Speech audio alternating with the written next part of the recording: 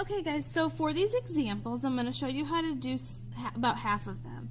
So if you have an arrow, and an arrow is going to represent a displacement, it's a vector, it is going to have both a distance and a direction on it. So if you have two arrows going in the same direction, all you're going to do is simply add them together. So you would have a distance of 10, and it would be going in that direction. If you have arrows going in opposite directions, you're going to subtract them. So 5 minus 5 is 0. And basically, if you have a displacement of 0, that means you are exactly where you started.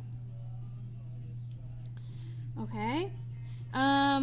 And that's the same in all these. Now, let me do, so that's A and B. Let me do D with you. Okay? So if you have arrows going in different directions, you're going to subtract them.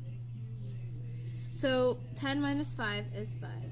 But it's going to be going this way. And the reason it's going that way is because that direction was bigger.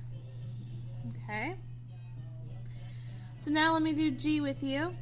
So sometimes you're going to have some displacements where they are not in straight lines. They might be, for example, in a triangle, in this case, and we are going to use our geometry skills that you either did last year or are learning this year.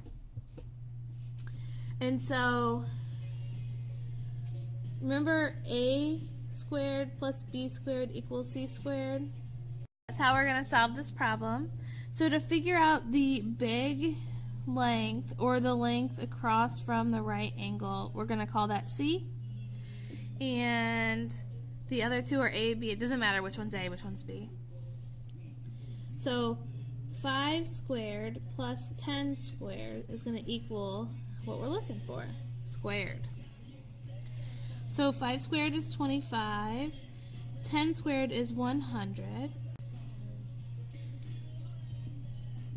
So C squared is equal to 125. So if you recall, you're going to do the square root on your calculator. On this particular calculator, I have to hit the square root before I type in the number. Some calculators, you'll have to hit the number and then the square root. If you need help at all, just let me know. So feel free to round to whole numbers. So this distance here is about 11. Okay, I'm going to let you do that last one by yourself. Come show me when you're finished with both the notes and the practice, please.